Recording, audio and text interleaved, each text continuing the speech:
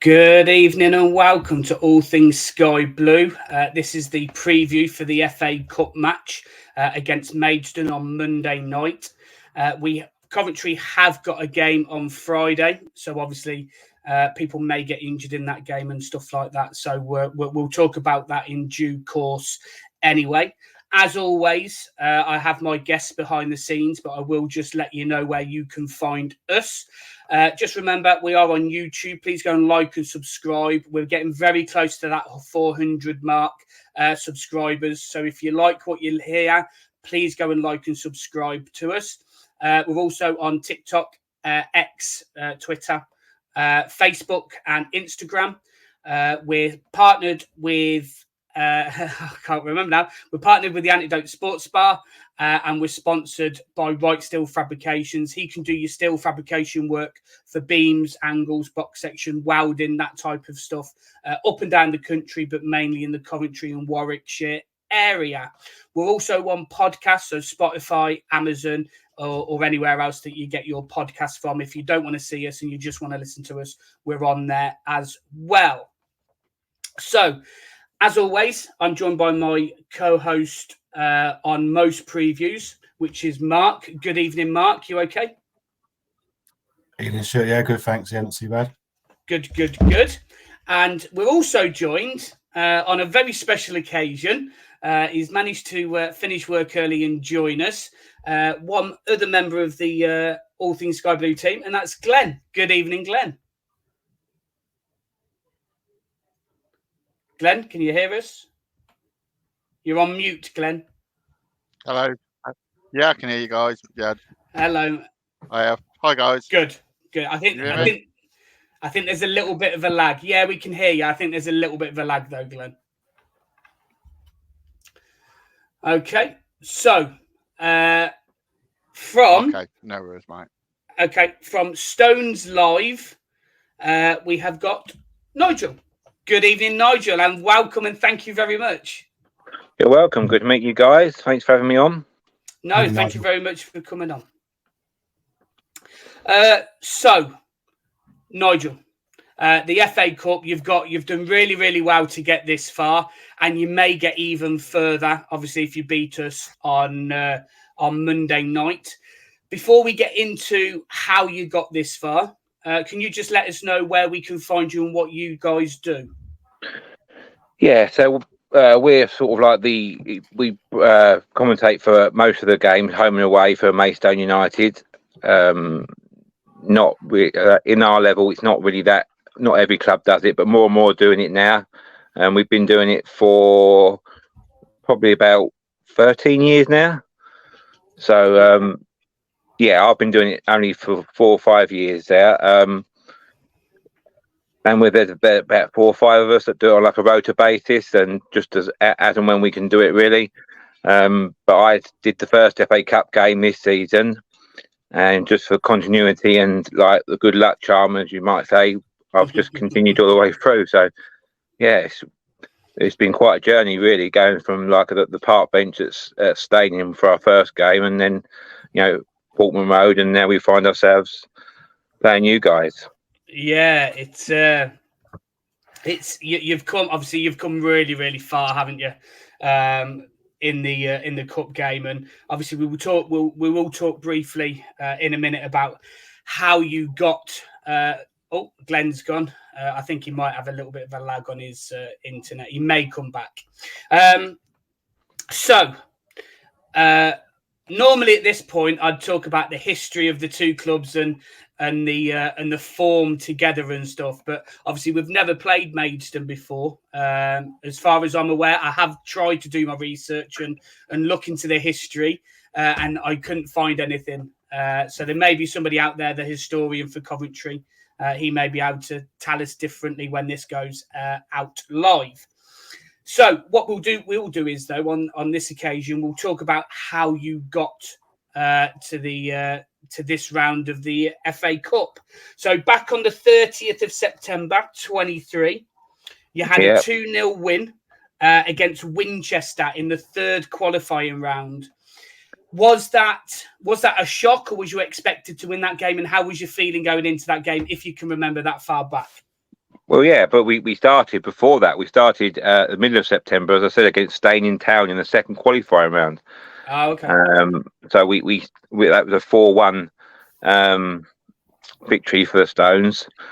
At that point, when we entered the competition, so that's when the sort of level 6 teams come in. So from our level, there was like the likes of Yeovil and Torquay. So they got that far for the first time in their history, and it was their sort of like their cup final sort of thing, really. And they got one of their biggest attendances that day, and we kind of we managed the game well, really. I mean, they got their goal. They did it when we was 2-0 up. They got a goal just before half time, but it was quite comfortable in the end, considering that they was up for it. Let's say One Joe Smith, who's one of our players that we had from last season, scored a hat-trick. And the since departed Levi Manchie got a goal.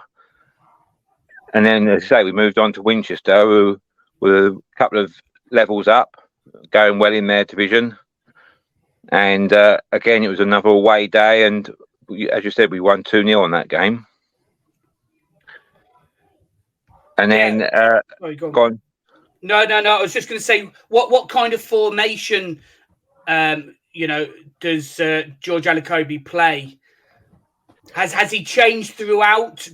Yeah, he does tend to be sort of like horses for courses kind of a manager. There's no sort of set formation. I think he kind of started out wanting to sort of play 4-3-3, but then through injuries and suspensions and that, he kind of went for a spell where it was sort of like 3 at the back and the 2 wing backs attacking. But he does tend to try and get players that play in various positions. So, for example, we had a player early in the season, Devontae Arancibia, who we signed as a midfielder, but had played as a left back, right back, sort of wing back role. And we were sort of playing in that Winchester game. We actually did play him as a left wing back. So, it was quite fluid at the time. Because don't forget, we came down from last season. We only got 25 points in the National League, so it was quite a bit of a rebuild job, really. And he hadn't didn't win a league game, so it was sort of a bit of a risky appointment at the time, because he had I think it was 17 games without a win towards the end of the season, and he didn't really get that new manager bounce. But for those that sort of know, George Alacobi is quite an infectious personality and quite a sort of man motivator, and he got Craig Fagan in with him, and together they've sort of moulded the team to be sort of their personality sort of thing, really, that hard working and just believing, basically. It's just that's been the story of the cup run, really, just believing.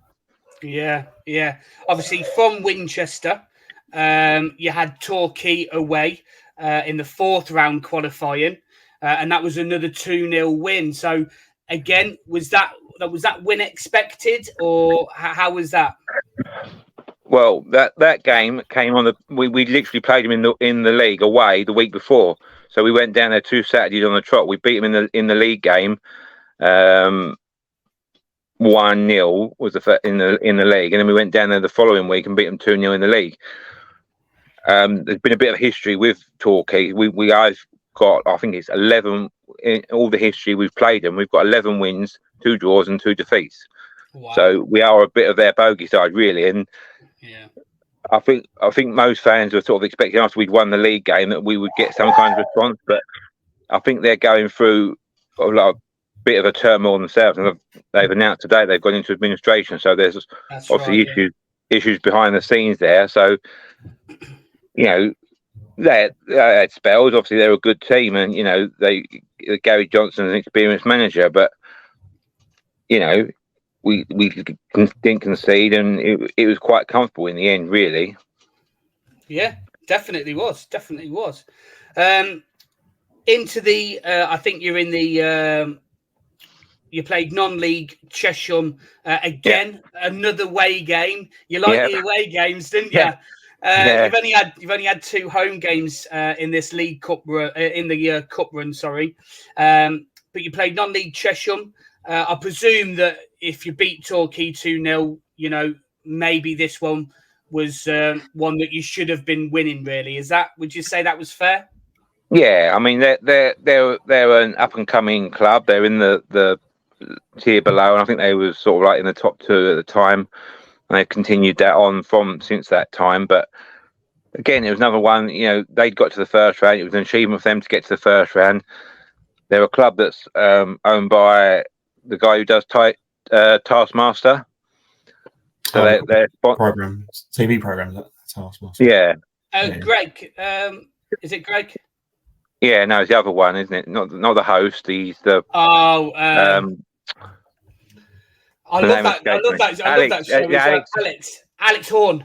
Alex Horn, that's it. Yeah, so he's quite instrumental in their sort of setup down there. I think he's from down that way, and they're sponsored by them. So again, they're a club that's on the up. They got to the first round proper for the first time in a while, and had a big crowd there. But again, it was just the story of our cup run. It was just a professional performance. Yeah. We didn't concede. We scored a couple of goals. I think we got one in each half, and yeah, it just carried that momentum, because at the time in the league we was going well in the league as well. We sort of strung a few wins together, and we was just sort of riding that momentum at the time. Yeah, definitely. And obviously the next game was probably the start of the big scalps, if you like, coming in League 2 Barrow, which was at home, and it was a 2-1 victory. How was that game? Was you riding on the crest of the wave, as they say, really?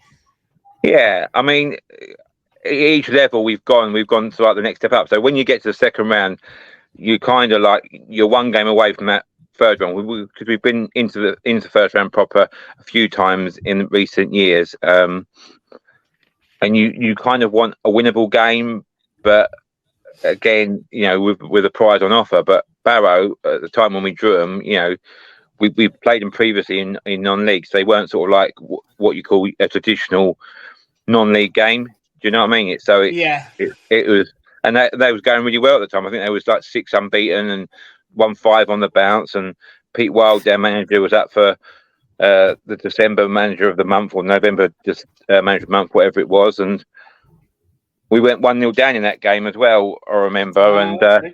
You kind of think, you can definitely see we've gone up a level at that point. But we managed to get another goal back just before half time. Sam Corn we got the first of his goals, and then we got the winner by Bivsgarung, which is a local lad. He went to the local grammar school and of Nepalese origin, and he just hit a wonder strike from outside the box. I think it was that remembering back, Sam Bone's the one that sort of likes hitting from outside the box and strike them, but he just laid it off to Bivic, and he just one of those where hits it sweet and strike of a lifetime, really. And he then grabbed all the headlines. So fantastic. And then the next comes the next big scalp, again at home, 1-0 victory against Stevenage. Again, did they just step it up again for the next league up?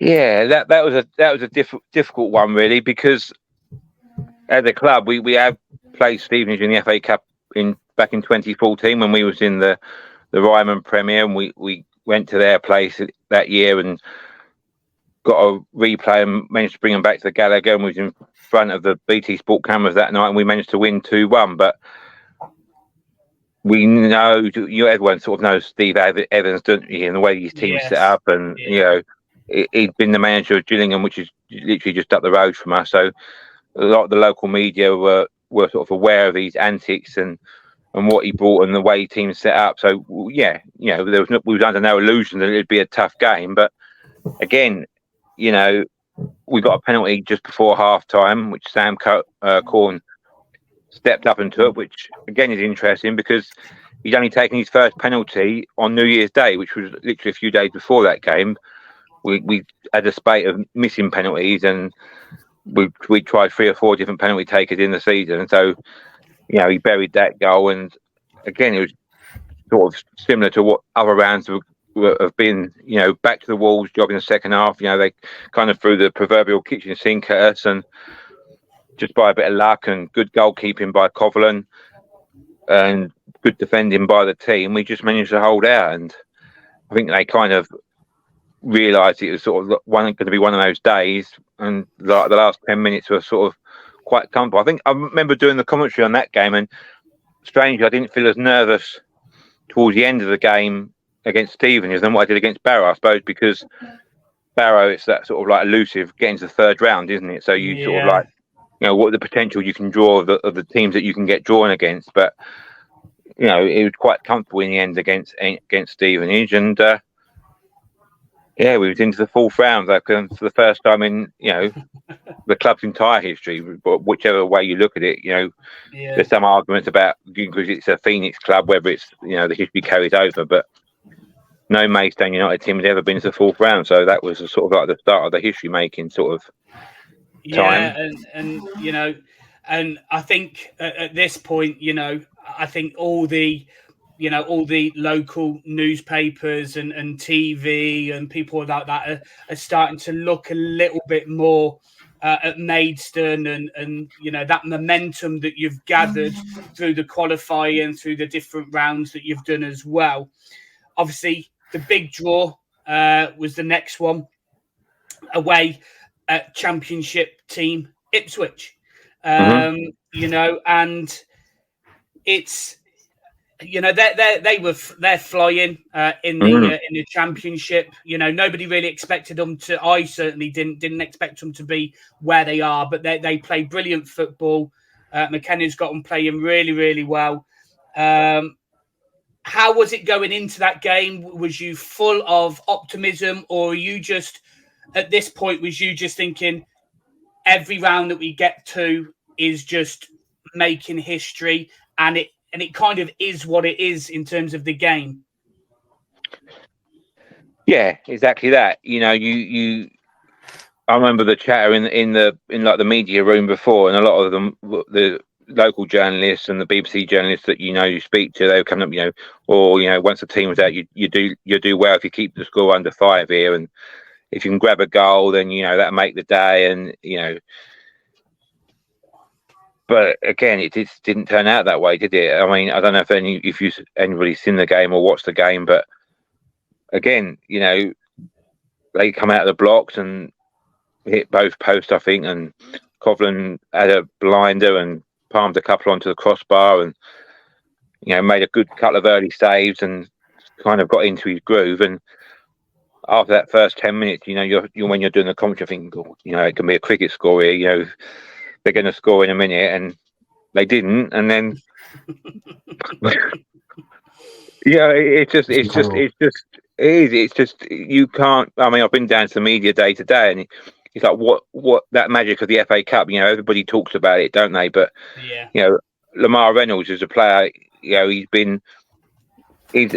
a proper sort of like level 6 sort of player. He's played for a few clubs around this way, and Braintree and the likes, and he's a good player, and he's got undoubted talent, but he hadn't been a regular in the team. His father passed away sort of end of September, beginning of October time, so he missed a lot time there as away, sort of bereavement leave and that, and he's only just sort of come back and started playing in the team. And really, truthfully, he's probably only playing because of other players being cupped up. We have brought other forwards in. We've since lost Levi Manchu started our run, so we haven't really got the volume of goals behind us that are people that are starting in the cup. And he hadn't scored for Maidstone, and then he produces that finish. It's just literally one touch and dinks the keeper, and the keeper probably could have stayed in his line and let him make a decision, but it's just one of those moments. And it's literally where we were commentating from at Ipswich as well. It was right down in front of us, and even sort of like all the local Ipswich journos and that were sort of, that's what the FA Cup's all about. That sort of the celebration where everyone runs onto the pitch, and even at that point, you go into half time and you think, you're looking at their sub bench and the players they had on the bench, like Wes Burns and Connor Chaplin and Leif Davis, that they all came on, and they kind of made a little bit of a difference. They got the equaliser, but then again another breakaway goal, and that man Sam Corn pops up again and just literally buries the ball. It's like, and then you're in dreamland then, because you're on 66 minutes it was, and even that point you're still thinking, they're going to get an equaliser, because they're going to come in and get an equaliser, and it just never happened. And they, after that point, they never really threatened like they did in the first half. I think they kind of, again, like Stevenage in the last round, you just sort of think it's not going to be your day, and you just become resigned to it. And there you go. And then there's all them scenes that right in front of the home fans, and everybody was just like stunned, really, and in dreamland. Obviously. Sorry, Mark. I just think. Go on, sorry, I was just going to say. I just think it's your day, because I went into a little bit of the stats, and Ipswich had 38 shots and 13 on target, and you had two shots on target and scored 2. So you just kind of know it's your day, don't you, when stuff like that happens? Yeah, exactly. I mean, George is a very, he's very much, because he was a defensive defender himself, so he's very much into his sort of like defensive and hard work and shape, and like most modern day managers are. But he's very much sort of like building from the back and that. And I know, Craig Fagan was the forward. He was back in the day. He played for Derby and Hull, and he's more of a forward player, and he works with the forwards. But like I said, we've lost Levi Manchie. He's gone to Bromley in January. Solwan Joe Smith, who's our other goal scorer, he's been out of an injury since the 3rd round, so he wasn't available. And we signed a player called Manny Duku, who he'd been playing in Gibraltar, and we couldn't sign him. He came and was training with us from December, but we couldn't sign him because he'd been playing in Gibraltar. We had to wait for his international clearance to come through. Okay. So he had no game time. He literally played on the Tuesday night before the Ipswich game, and that was it. That was his first sort of introduction to sort of like playing for Maidstone, and he's playing at Portman Road in front of 30,000 people. And again, it's sort of like it's unbelievable. You can't put it into words, can you? It's just it's just one of those things that you go through the history of like the Roy S and Doe for Wickham when the quarterfinals a few years ago. Just going on teletext and getting a player. It kind of felt a little bit like that. It was just like anybody who hasn't got any boots, anybody that's got sort of like a bit about them can come and play, because we literally was down to bare bones. But the one thing that we have got, and we have got the consistency, is that like the back. I think the players like that. We've got Reece Greenwich, and we've got a young lad on loan from Leicester City, Paul Apio, who's won the FA Youth Cup previously with Villa, and he's a good player as well. And Coghlan in goal, which we spoke about, he's a player that's again playing a few levels below what he really should be playing. He could probably play League 2, lower end of League 1, sort of that level.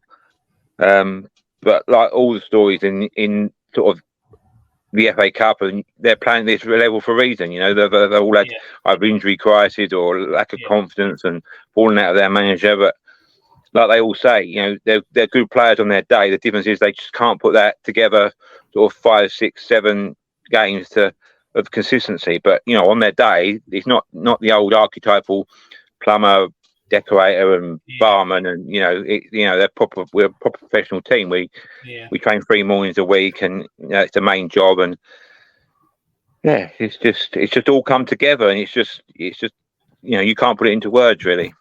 Yeah, sorry, Mark. What was you going to say, mate? I was going to ask Nigel about obviously getting to as far as you have, and what how much prize money have you won, and what the club looking to spend that money on from the cup run this so far. Well, initially because we obviously play on a 3G pitch, so that's sort of past its lifespan now, and it is showing. If you get up close to it, it is a bit sort of patchy in places. I think we kind of extended it a little bit because we got relegated last year, as I said, and there wasn't that need to to go and do it as such, but it's something that we knew we needed to do, and I think COVID kind of helped that, because that sort of year and a half, 2 years where we wasn't planning on it, so it kind of extended it by a little bit, but that was always the aim at the beginning of the season. And then part of the National League regs as well is that you need to have like a media gantry, which we didn't have. And again, that kind of, if we just stayed in the National League, we'd have had to have it this year, but because we knew we was getting relegated, we didn't sort of put that money outlay on that money. So again, that's something that's since been built, and it's just as well just about sort of like building the club, really. I mean, we've got owners that are they're not flash the cash kind of owners. They're very sort of sensible and sustainable. I think just because of the history of the club, going out, we was one of the clubs that went into liquidation, didn't we, when we was in the Football League? So it's very much a case of just building layer upon layer and just sustaining it, really. And so that if and when we do go up to the next level, we don't find ourselves in the same situation again where you're the likes of Wrexham and Notts County, who was in our league last year, just spending loads of money, and you've got a healthy budget, but you just, once you get on that losing sort of mentality, it's good money after bad, isn't it? You're just trying to rectify your mistakes. But I think what the money, going back to your question, is just to sort of give us that little bit of a buffer, and that's just so that we can keep heads above water and just build from there. Yeah. Do you think that the likes of the Wrexham, Dorking, and other clubs like that have had a little bit more, especially Wrexham, with Ryan Reynolds and the other owners there as well? Do you think they've highlighted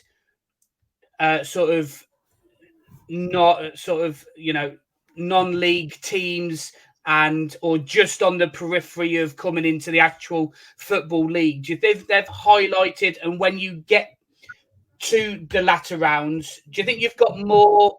What I'm trying to say is, do you think you've got more publicity now because of them teams, or do you think you would have got that anyway? Yeah, it's difficult to, I think it's a bit of both, really. I mean, there is more eyes definitely on the non-league now. BT Sport, or TNT Sports as they are now, they always film a Saturday game, so they've got like they do a good coverage on that, and they highlight the non-league, and they give everybody a fair crack of the whip. Everybody gets on there at least once, generally before Christmas, so it kind of highlights that. But again, it's sort of like the underdog story, isn't it? Everybody likes an underdog, and that sort of little old Maidstone sort of thing. Despite we have got quite a history. We have been in the Football League in the past, and it's just, I think it's a mixture of everything, really. I mean, that's what everybody likes, isn't it? The underdog story. So but like as I said, we was talking about it today, actually, down the ground. Blythe Spartans are the last team that had won that many games and got to the 5th round back in 1978. But back in that day, again, it was just sort of like they were proper part-time, so they was only training in the evenings, and the gap was probably greater at that point between them and the rest of the Football League. Whereas, there is a gap there. Obviously there's a gap there. They're full-time sides, and they're proper professional outfits, but talent-wise, it's not as much a gap. There's a lot of the under-23 academies. I mean, we're quite close to London, so we get a lot of dropout from sort of like the Charltons and Millwall and all those sort of players that come down, and we can get them on loan. So there's not such a fallout of talent, really. They can drop down and still play at a good level to sort of build themselves back up again. Yeah. Okay. Cool. Glenn, welcome back. I hope you can hear us, and I hope there's no lag. Have you got any questions for Nigel?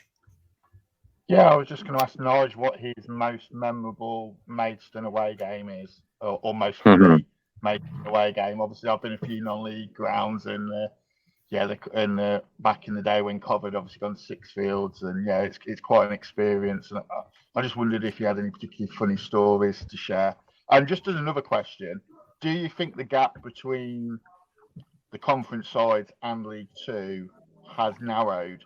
Because you look at a lot of the sides that have come down from League Two, got relegated last season. They're not really up there this season in the conference. Yeah, I mean, I think there's more of a like a safety net for like Rochdale have come down this year, and Hartlepool. I mean, Hartlepool have been down before, but they're kind of mid-table. But I think it's so congested now. I mean, I was looking at the National League table the other day, and I think from Dagenham in 12th place to the relegation zone, which is like the bottom four, there's something like 4 or 5 points. Do you know what I mean? And that's literally, I think it's only Hartlepool that really haven't, not either going for promotion or going for relegation. So, yeah, I certainly think that most of the top half teams in National League would comfortably hold their own in League Two, from what I've seen. I mean, that's proved in the last few years, isn't it? I know Forest Green are struggling this year, but they've gone on and won League Two. Barrow are doing well this year. Obviously, Notts County, Wrexham are up there this year, and you tend to find as well that a lot of the clubs that come down have got issues sort of outside of the club. I mean, I know Rochdale, they're sort of got an emergency meeting coming up as well, and looking for new ownership. But back in the day, it used to be the case of that these clubs just used to get revoted in, didn't they? Like an old boys club, and they'd get revoted in, and they didn't have to have that sort of outlay. But I think the demands on it now, with social media and television coverage and Sky Sports, the wall-to-wall coverage that they do, even down to sort of like League Two level, there's a lot more sort of pressure on these owners to succeed. So you do find that although there's only 2 places, the clubs that come down don't really get back straight away. They take a few years to sort of like regroup and build that sort of fan base back up again. And then hopefully when they do go back up, they're in a much stronger position then to sort of go through League Two and sort of establish themselves back in League One. Yeah. Obviously, Mark, from Coventry's point of view, obviously we had a 6-2 victory, quite comfortably 6-2 victory over Oxford. And then we at home, and then we went to Sheffield Wednesday, where we drew with them, and then we brought them back to our place. And that was the 4th encounter that we had with Sheffield Wednesday in quite a short space of time as well. Really, how did you find the games? How do you think we progressed as a team, and were you happy with the changes and stuff that Robins made between the league and between the cup? Do you think he did the right thing? Yeah, I think he put out some decent sides there. I think the lesson learned from last season was we played a fairly weaker side against Wrexham, and we paid the penalty. We lost, and in fair and square, really, I think Wrexham were probably better than us on the day. But this season, I think we played pretty well against Oxford, pretty comfortable in the end. Although we did concede sort of an equaliser, but other than that, once we got ahead again, we were in control. So that was a good win. Sheffield Wednesday, I thought the first game was a pretty turgid pitch, a really poor pitch, a poor match. If we'd taken our chances, we would have beaten them. But we got a draw there, and we did the business at home. So, 2 good wins. But I was actually dreading the fact we're getting a non-league side this round. I mean, we should win, but Stuart and Glenn, our record against non-league side isn't that good, as everyone knows. Sutton United obviously springs to mind, Worcester City in our League One days. So it's a game we should win, of course, but we've got to give Maidstone a lot of respect. They've done extremely well to get to where they are. I think it's absolutely fantastic the job that Adakobi's done there. So we can't underestimate any team. We've got if we turn up and play like we do, we should win comfortably. But it just goes to show, if you don't take your chances like Ipswich have done, we pay the price. So that's we've got to be careful. Definitely, I didn't really want. I wanted another championship team, to be honest, because I just didn't want the possible potential ignominy of being knocked out by a non-league side. But I'm hoping that I'll be proved wrong and we'll win comfortably.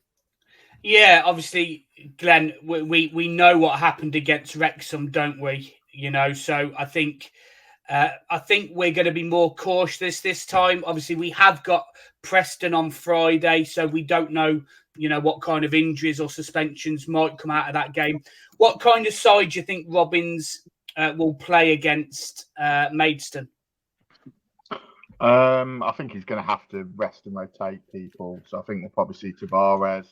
I'll be quite happy seeing Lasala at right back to give Milan a rest.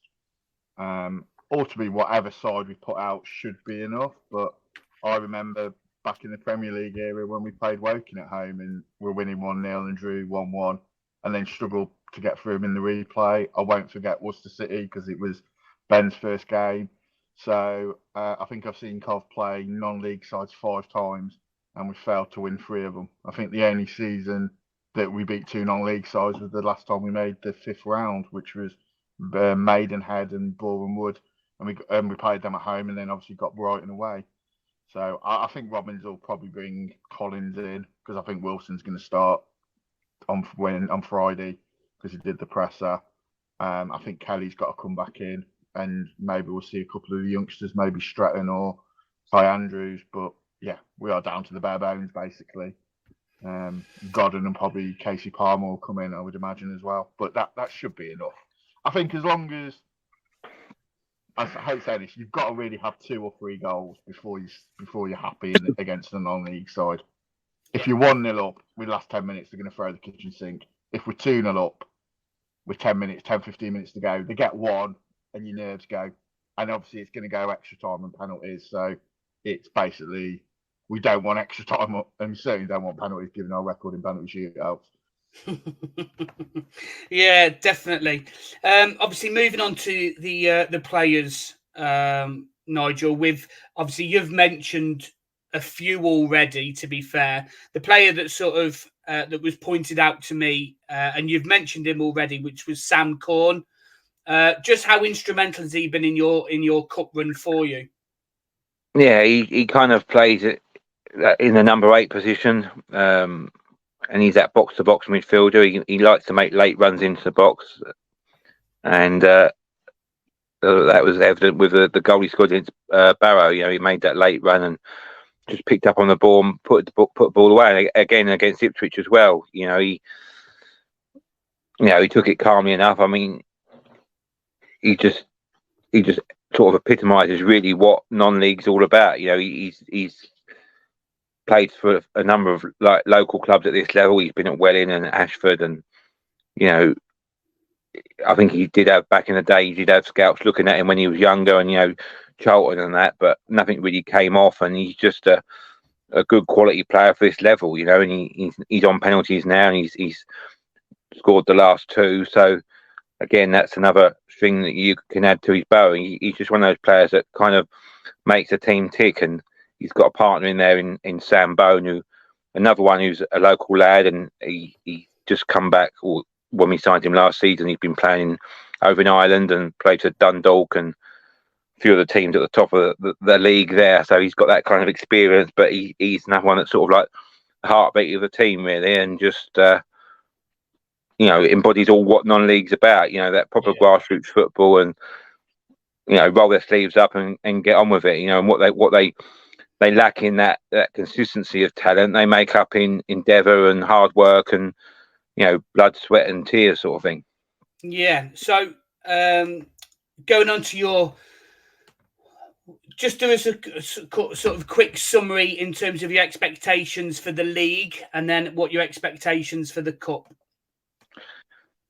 Well, I think for the league, the way the league's panned out, Yeovil, have made a start and have put points on the board and opened up a bit of a gap. So I think actually the automatic place is out of reach now. But the way the playoffs work at non-league level, if you finish 2nd and 3rd, you get like a bye in the first round of the playoffs. So 4th, 5th, 6th and 7th play each other. So it's just imperative really that you finish as high up in that sort of playoff zone as possible, because then you'll get a home to highest. You finish 2nd, then you'll get like 2 games at home. So again, that's got to be the aim now, is to just finish as high as we possibly can. And as George has proved in the one-off games, and he's bit him and Craig are a bit of a master tactician, they can get the best out of players in that one-off situation. So if they can at least make the playoffs, then you'd expect them to do well in it. And as for the FA Cup, again, it's just living that dream, isn't it? It's just trying to carry on that momentum. It's difficult to, because of the way it's set up now with the substitutes and the extra time and not going to a replay. I mean, that adds another different perspective onto the game, really. I mean, we were saying today that, if it was a normal, like in one of the earlier rounds, you think, right, go there, get a draw, shut up shop, go for a point, and then try and get them back to the Gallagher Stadium. But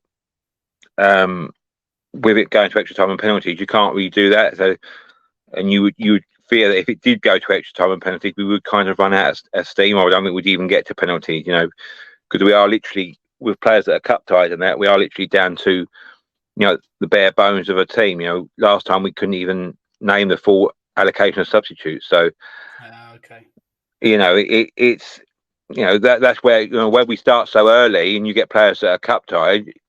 Well, there's no transfer window either in non-league, so you can sort of sign players all the time, and players leave and move on, and so the squad's changed quite drastically, really, from early September. So literally even now, it's like players that are, you can see they're saving themselves for the cup. So there's like Kiprianu and Gavin Hoyt.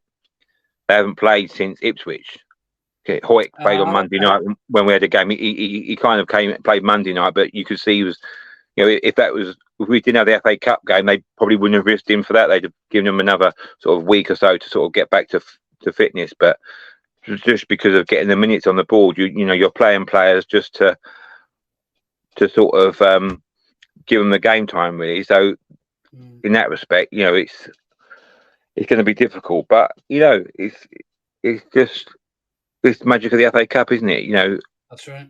Like I said, he's very good at man managing, and I think Craig's very good with the tactics side of it. So they're going to have a game plan. They're going to believe they can do it, and like you said there as well, the longer it sort of stays within the game, you've got something to play for, haven't you? Yes, you've got that. Right. You've got that sort of mentality, even if it's back to the walls. You're in the trenches together, and you can sort of build on that. But if we was to score go 2 or 3 down, you do wonder what the score would be. But it's a one-off game again, quite literally a one-off game with no replay. So it'll be interesting. Yeah. From a Maidstone point of view, again, I don't know how much you watch the Championship and other leagues like that.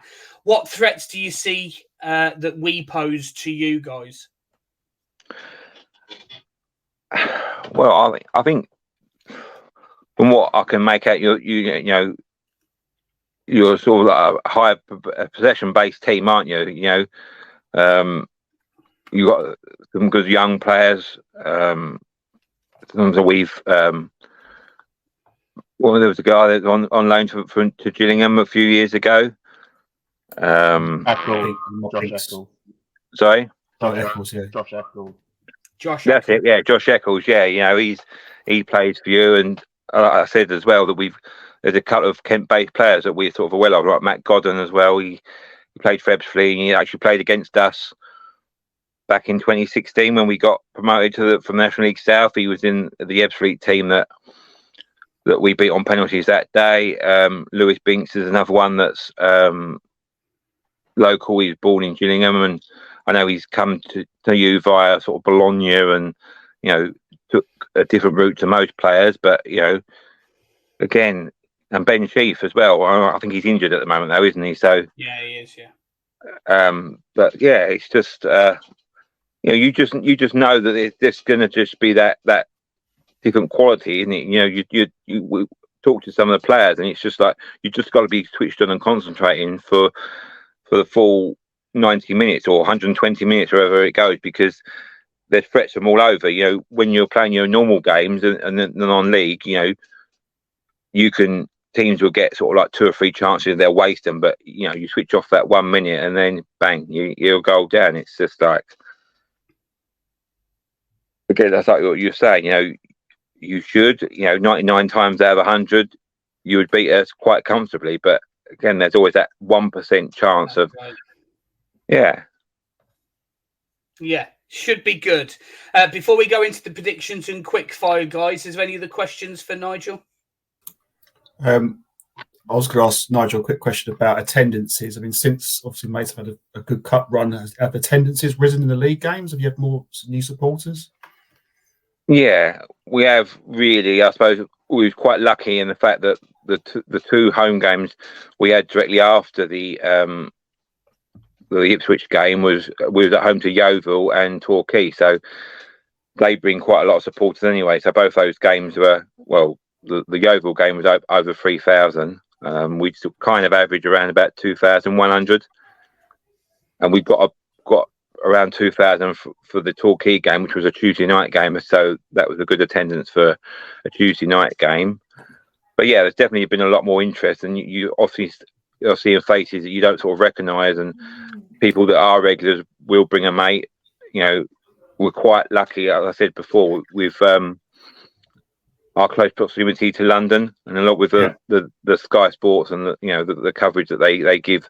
There's a lot of these London teams that won't be playing on a traditional Saturday at 3:00, so you do tend to see a lot more floating supporters coming in for those sort of games, and where it's only sort of £15 a ticket, it's a good sort of cheap day out, isn't it, compared to what the Premier League is. So again, that's something that you can't really measure in monetary terms. It's sort of like it's raising the profile of the club, and I'm sure there's still people that drive past the Gallagher Stadium every day and don't even know Maidstone's got a football team, but they certainly can't say that after the cup run, because it's over all the local news, and that's what you'll just get that sort of like trickle effect, I suppose, where people will just, if they're at loose end on a Saturday afternoon, think, oh, Maidstone are at home, I'll go and watch them, and then that's where you sort of get hooked, and you go to more and more games, don't you? So yeah, definitely. Absolutely. Glenn, you were going to come in, mate? I was just going to ask Nigel, is he kind of disappointed that it's a Monday night game and a midweek game, that it isn't like a Saturday or a Sunday game where the fans could have kind of made a weekend of it? Is that kind of just slightly devalued it, with it being a Monday night game at Coventry in an evening kickoff? I think that's kind of, I don't like the FA Cup 5th round being midweek, personally. I just wondered what your take on it was. Yeah, exactly. I mean, we knew that was going to be the case, and like our management have said, we're not meant to be in this round. So, it's always designed for the Premier League, isn't it? And the games that they've got in Europe and stuff like that. But I mean, I'm actually surprised that we have sold out our full allocation. I didn't think we would, with it being a midweek. But from some of the stories that I've been told, a lot of the local schools have supported parents taking their children out of school just because of the historic nature of it. So I think there's still people that are going up and staying over the Monday night and sort of coming back and taking 2 days off. So yeah, I think people, the local schools and the local community are sort of the sort of the historicness of the occasion. If it was something that you were doing every year and you was always getting to the 5th round, then I wouldn't imagine you'd get that support, would you? But just because it's a one-off, I think it kind of, I don't think it would matter if we were playing at midnight on the moon. I think most Maidstone fans would have, by hook or by crook, would have got a ticket or found some way of being there. And that's the story, and that's what you're gonna tell your grandchildren and your children's children, and that in years to come, isn't it? How you endeavour to get a ticket and how you got a ticket and what you was doing and where you was going. It's just one of those once in a sort of generation sort of experience. Yeah, interesting. It is very, very interesting. It's not going to be an easy game. I still don't think it will be an easy game. But right, any other questions, guys? Have you got any half and half scarf printed off, Nigel, in the club shop? Sorry? Have you got any half and half? Like Coventry? No, they've got some scarves printed up. We did it for the Ipswich game. They've just got Maidstone United FA Cup 5th round, Coventry versus Maidstone United with a date on it scarves, but they're not half and half. No. I'm sure there will be people selling them at the ground on the day, though. I mean, there was at Ipswich, these traders get in there somewhere, don't they? Yeah, they do. They do. Anything else, guys? Nothing for that. No, that's all, mate. Okay. Any questions for us, Nige? No, not really. I mean, No.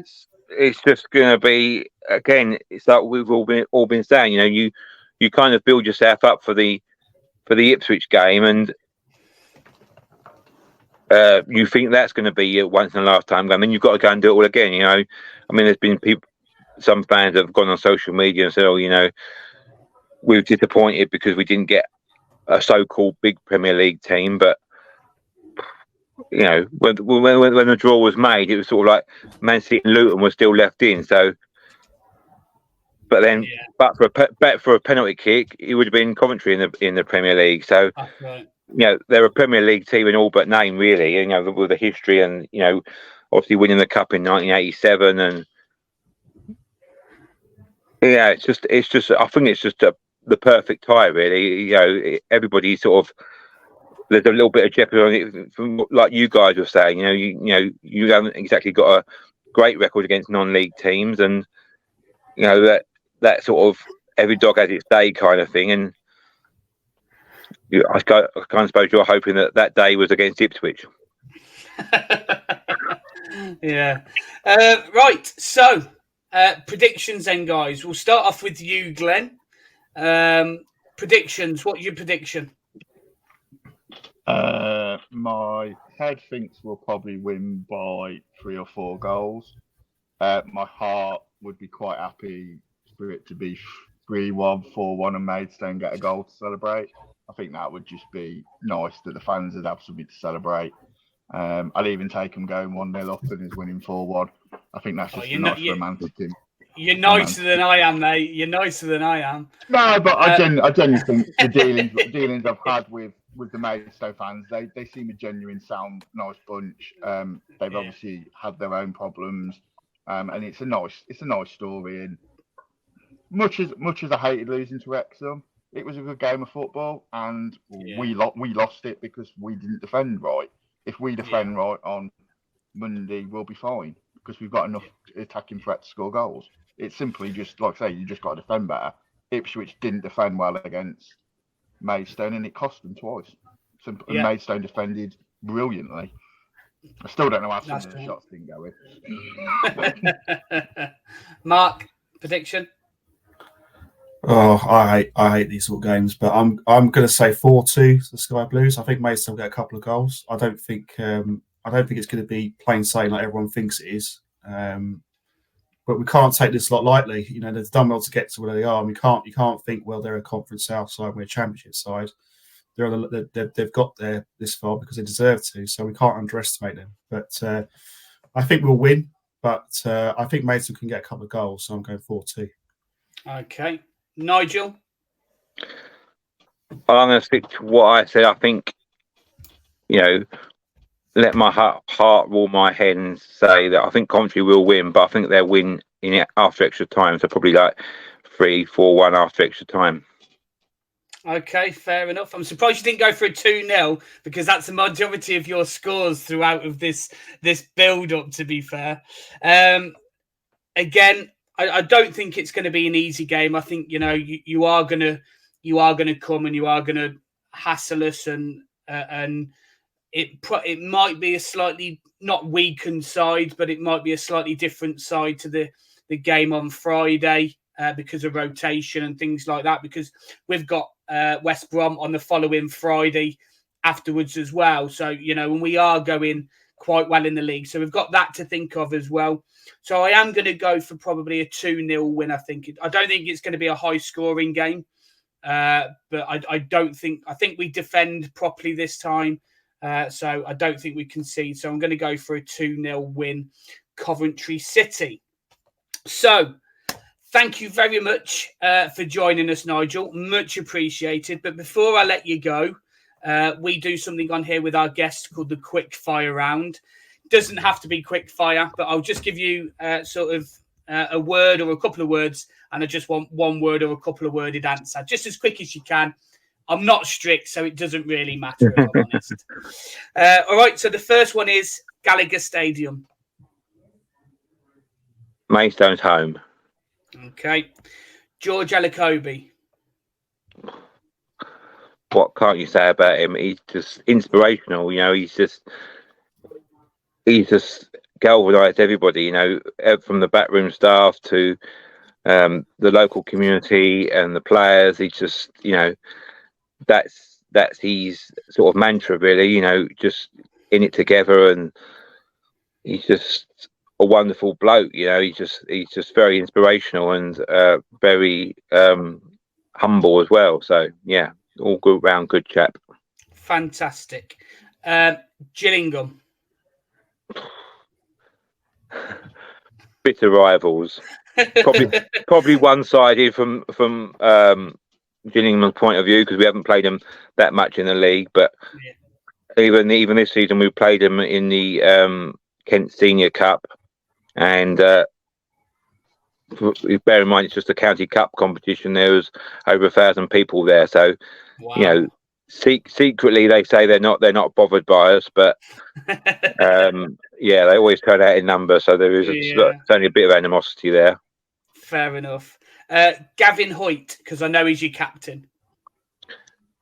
Yeah, another one that's good career. He's a proper leader. Not your archetypal sort of baller of a player, but very goes about his business and leads by example, and knows when to speak and what to say at the right time. And he's a proper captain that leads by example. Fantastic. And the last one, your player of the season so far. That's a difficult one. I'll probably say now it's going to be Covenant. I mean, before Amanchi went, it was him. He'd scored 20 goals in all competitions by the end of December when he was with us. But Covenant, I would say, considering we only signed him literally the day before the season started, we didn't really have a goalkeeper. We went through pre-season with our under-23 keeper, and he's just different class. He's got a lot of points in the league, and as he proves against Ipswich in the last round, he's a match winner, and he's a big game player. So yeah, Lucas Covenant. Fantastic. Excellent. So that's it. Not too much hassle in that one. Before I let you go though, have you got a Twitter page or Facebook page? Are you on that sort of format? My Twitter is Seeger Nigel at Seeger Nigel. But then Stones Live have got a Facebook page and a Twitter account as well, and most sort of game times the club tweet our what our schedule is and that. So yeah, we do a lot of stuff on YouTube, Stones TV. There's Stones Live. We do a hot take at the end of each game, and something to look out for on YouTube. If you just go on to STV Maidstone United, and it'll all be on there. Fantastic. Once we finish recording, don't shoot off, and we'll have a quick chat afterwards as well. All right. Okay. Thank you ever so much, Nigel, for joining us. Glenn, thank you very much for joining us. Mark, as always, it's been a pleasure. Yeah. Just remember where you can find us, guys, on X or Twitter, Facebook, Instagram, TikTok. We're also on YouTube. Again, we're so close to getting 400 subscribers. Please go and like and subscribe. We've got a Twitter space on Sunday night on X. Feel free, Nigel, if you want to join us on there as well, to come on 9 o'clock on X. It'll pop up and you'll see us, all things Sky Blue. We're partnered with the Anecdote Sports Bar, and we're sponsored by White Steel Fabrications. And you can also find us on podcast formats, Amazon, Spotify, iTunes, and wherever else you get your podcasts from. So one last one. Thank you very much, Mark. Thank you very much, Glenn. All the best, apart from Monday. All the best for the season, Nigel. And thank you ever so much for coming on. Thanks, You're Nigel. welcome. Cheers. My pleasure. Nigel. You're welcome, mate. Play up Sky Blues.